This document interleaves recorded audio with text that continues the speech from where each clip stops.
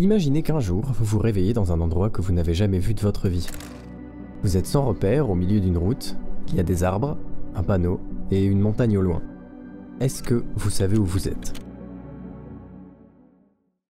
Eh bien la plupart des gens seraient bien embêtés dans une situation pareille, mais pas les 24 personnes qui se réuniront le 13 octobre à Stockholm pour disputer les championnats du monde de GeoGuessr. Mais GeoGuessr c'est quoi ? Bah c'est un jeu qui vous propose de vivre cette expérience. Grâce aux bases de données de Google Street View, le jeu vous place au hasard à un endroit du monde et vous devez déterminer précisément l'endroit où vous êtes sans autre indice que l'environnement autour de vous. Vous pouvez vous déplacer, zoomer, bouger la caméra et c'est à peu près tout. D'autant plus que vos mouvements sont limités à ce qu'a capturé la Google Car, donc on ne peut ni entrer dans les maisons ni quitter les routes, ce qui rend le jeu vraiment très compliqué. Personnellement, quand je tombe pas sur la France, je suis à peine capable de donner le pays, certainement pas la région ou la rue dans laquelle je me trouve. D'autant plus qu'il existe des modes où la caméra ne bouge pas et il faut trouver là où vous êtes juste avec une image. Le jeu est publié en 2013 et marche un peu mais pas assez pour que ça vaille la peine d'en parler. Le jeu va vraiment exploser grâce au Covid, quand plein de streamers vont se mettre à jouer au jeu. On pense surtout à Antoine Daniel en France et Rainbolt aux US, qui sont clairement les égéries de la communauté dans leur pays respectifs. Rainbolt est d'ailleurs souvent considéré comme un mentor dans la communauté anglophone, un gars qui a sauvé le jeu en explosant sur TikTok et en organisant plusieurs tournois avec cash prize en ligne, ce qui a poussé énormément de joueurs à se dépasser. Et la vraie question qu'on peut se poser, c'est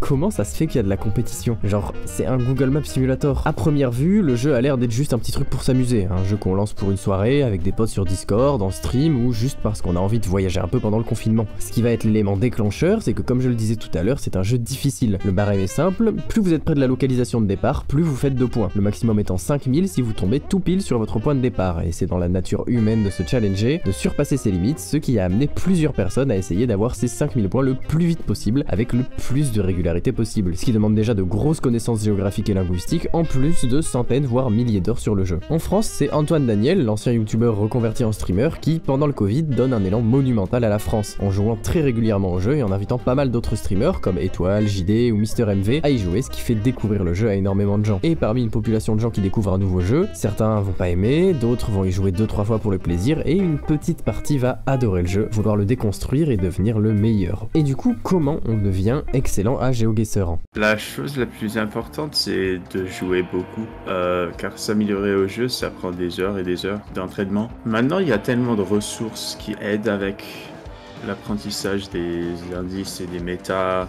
Il y a genre Plunkett.net ou geohints.com, des choses comme ça. Alors c'est plus facile de s'améliorer plus rapidement. Et oui, c'est simple, il suffit de jouer beaucoup. Mais y a pas que ça, c'est pas le genre de jeu où on doit apprendre des mécaniques, il faut connaître les méta, y a pas de moyen d'optimiser ses déplacements ou le nombre de points qu'on fait juste avec de la technique. Il faut savoir. Le problème c'est que savoir c'est horriblement compliqué, il faut apprendre des tonnes de choses, tout retenir et être capable de remobiliser toutes ses connaissances en quelques secondes. Car le jeu est loin d'être lié à la chance, il faut apprendre déjà les particularités de chaque pays, les drapeaux, la langue, le type de Google Car utilisé pour traverser. Par exemple en Roumanie, la Google Car possède une antenne à l'arrière de la voiture, antenne plus longue que la moyenne des autres pays. Quelquefois l'antenne est plus petite mais a un tout petit bout de ruban qui est commun aux Google Car des pays de l'Europe de l'Est. Il est d'ailleurs intéressant du coup d'apprendre dans quel pays on conduit à droite ou à gauche et dans quel pays la Google Car a été remplacée par un gars qui porte une caméra pour diverses raisons. La plupart du temps c'est un pays qui aime pas trop qu'on filme toutes ses routes et qui donc est beaucoup plus facile à repérer vu qu'il y a que quelques sites qui sont explorés dans le pays. Ouais, le mec à pied avec une caméra en Chine, il va pas se taper les 9 millions de kilomètres carrés du pays juste pour qu'on joue à GeoGuessr. Il faut reconnaître et apprendre les différents types de routes, les balises routières, les types de poteaux électriques, les plaques d'immatriculation, même si la plupart sont floutées, les numéros de téléphone, l'architecture, et tout ça seulement pour reconnaître le pays. Et au plus haut niveau, le pays, on se rend compte du premier coup d'œil. Les pros doivent donc apprendre à quoi ressemblent les grandes villes de chaque pays, apprendre à diviser en régions les différents pays, apprendre la topologie de chaque pays et les réseaux routiers pour être de plus en plus précis et rapide. Tenez, imaginez que vous vouliez devenir un expert de la Russie sur GeoGuessr. Déjà, il faut savoir qu'en Russie, la plupart des balises routières sont blanches, avec une bande noire, mais attention, contrairement à l'Ukraine, qui est un pays qu'on peut facilement confondre avec la Russie dans GeoGuessr, il y a un point rouge au centre ou en bas de la bande noire. Ensuite, il faut savoir qu'en Russie, beaucoup de trottoirs ont une bordure rayée blanche et noire. De plus, la grande distance indiquée sur les panneaux routiers est un bon indice. En effet, la Russie est un des plus vastes pays du monde, ce n'est donc pas étonnant de retrouver des panneaux avec des destinations éloignées de plusieurs centaines, voire milliers de kilomètres, ce qui est spécifique à la Russie et pas possible de confondre avec d'autres pays américains ou asiatiques grâce à l'alphabet cyrillique. Maintenant qu'on sait qu'on est en Russie, il reste à savoir où exactement on se trouve dans le plus grand pays du monde. Et là encore, il y a plusieurs pistes. On peut d'abord apprendre le système de notation des routes du pays ou comment utiliser les plaques d'immatriculation qui, comme en France, possèdent un indicateur régional et ça fait encore pas mal de choses à apprendre. Sur une base similaire, on peut apprendre quel numéro de téléphone correspond à quelle région et finalement apprendre la topologie du pays. Quelle région est montagneuse, laquelle est plate, quel type d'arbres on retrouve, quelles architectures sont dominantes, et tout ça c'est pour un seul pays. Alors imaginez la même quantité de choses à apprendre pour plus de 100 pays qui ont tous leur culture différente. Il y a évidemment beaucoup d'autres indices à apprendre et vous en retrouvez beaucoup sur le site GeoTips. Le jeu a un mode ranked depuis un certain temps qui consiste en des duels 1 contre 1 où chaque joueur commence avec 6000 points de vie. Quand vous faites un guess meilleur que votre adversaire, on soustrait les points et il perd l'équivalent de vie. Par exemple, si je fais un guess à 4500 points et que mon adversaire en fait un à 4000, il perd 500 points de vie et tout ça continue jusqu'à ce qu'un des deux joueurs n'ait plus de vie et perde la partie. Le mode ranked a permis deux choses, d'abord de pousser les gens à devenir de plus en plus forts et ensuite d'établir une sorte de classement qui nous donne l'idée globale de qui sont les meilleurs joueurs du monde, ou alors pas du tout.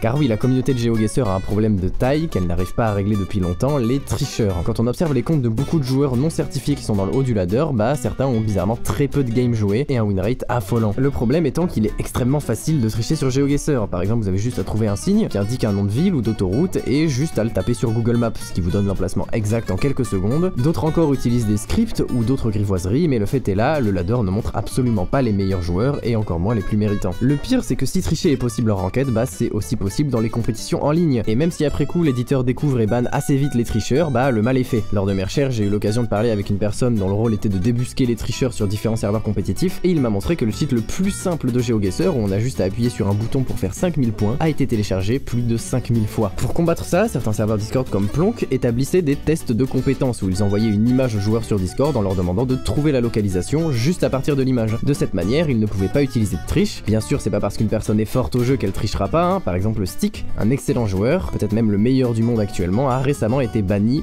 pour cause de triche. Bon, aussi parce qu'il s'amusait à leak l'adresse des gens sur Discord. Le truc qui est cool, c'est que maintenant on va pouvoir parler des Worlds, car les joueurs qui ont été invités l'ont été par l'éditeur du jeu lui-même et sont donc les vrais meilleurs joueurs du monde. Le format est simple, 24 joueurs de différentes nationalités sont invités chacun pour représenter leur pays qui s'affronteront dans des duels 1 contre 1. Bon, je précise qu'on connaît pas encore le format précis de la compétition, on sait juste quelques trucs comme par exemple que les mineurs sont pas autorisés à compétiter. Par exemple Stick, bah il a moins de 18 ans, il pourra pas participer, et de toute façon il est banni. On sait aussi qu'il n'y aura globalement qu'un seul joueur par pays, sauf pour certains pays, hein, notamment les États-Unis et l'Allemagne, qui sont des gros pays avec beaucoup d'excellents joueurs. Les 6 premiers joueurs invités sont donc Zigzag l'Australien, Mate Potato l'Indien, Makem le Suédois, Kodiak l'Allemand, Jack Lyons l'Américain et notre Français Blinky. Ces 6 joueurs ont plusieurs points communs, déjà ils sont tous très forts, mais surtout ils ont tous une présence sur les réseaux sociaux, ce qui est assez rare pour des joueurs de GeoGuessr. Un Twitter, une chaîne YouTube, et en lisant l'annonce de GeoGuessr pour le championnat, on peut lire que la boîte priorise les joueurs ayant une bonne réputation pour les invités. Ce qui est logique quand on veut écrire des histoires et hype les gens, mais un peu dommage quand on parle de haut niveau, même si là on a plutôt de la chance vu que ceux qui font du contenu sont aussi les meilleurs du monde. Attention, je dis pas que les 6 n'ont pas le niveau pour la compétition, car en réalité c'est même l'exact opposé, hein. Sur les 6, 5 ont participé au championnat du monde non officiel en équipe organisé par la communauté française à Paris, et la plupart sont allés dans les phases finales. Et ce tournoi français d'ailleurs, c'était la toute première LAN de GeoGuessr de l'histoire, diffusée et castée par Antoine Daniel et co-organisée par la Ligue GeoGuessr. Ça a été un moment extrêmement important pour le jeu, hein. En cumul, la compétition a fait plus de 800 000 vues sur YouTube, et le fait d'avoir des casteurs comme Antoine Daniel, Mister MV, Étoile, JD et Linguisticae était un vrai atout pour permettre à toutes ces personnes de découvrir le jeu. C'était la première fois que les gens voyaient ce que c'était que d'être vraiment fort sur GeoGuessr. La compétition est remportée par Blinky, Makem et Kodiak, on va le dire assez haut la main, hein, c'était pas vraiment serré. Dans l'autre équipe en finale, en phase 2, on retrouvait Mate Potato qui avait fait le déplacement depuis l'Inde, et Jake Lyons, lui, est allé jusqu'en demi-finale. Bref, s'ils sont au Worlds, ce n'est pas pour rien, d'ailleurs la plupart de ces joueurs ont déjà été top 1 du ladder, malgré les tricheurs. Il y a quelques jours, 5 joueurs ont été annoncés en plus du championnat, il s'agit de Fungus pour le Canada, Armless pour la Norvège, Jupa pour la Chine, ce qui est d'ailleurs marrant vu que la Chine est pas sur GeoGuessr, hein, ils aiment pas trop Google, donc Jupa il habite aux États-Unis. Re-Anna pour les Pays-Bas, qui est je pense la seule femme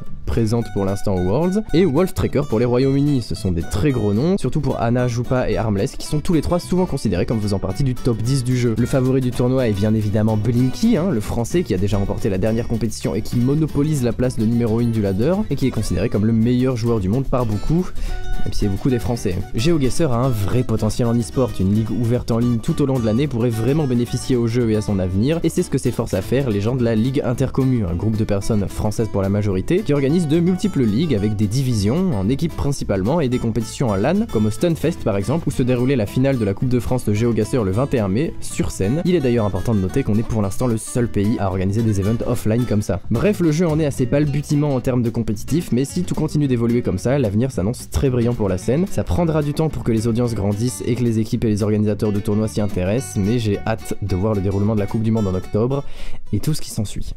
Merci d'avoir regardé cette vidéo. Si vous l'avez appréciée, je vous invite grandement à vous abonner, c'est ce qui permet de développer la chaîne et vous êtes plus de 90% à pas être abonné. Il y a des très grosses vidéos qui arrivent dans les prochaines semaines, je vous assure que vous voulez vraiment pas rater ça. J'en profite pour remercier Jack Lions et Party qui m'ont beaucoup aidé pour l'écriture de cette vidéo, vous retrouverez bien évidemment leur réseau en description. On n'oublie pas le pouce bleu, le commentaire, je vous remercie encore une fois pour le soutien et je vous dis à la prochaine.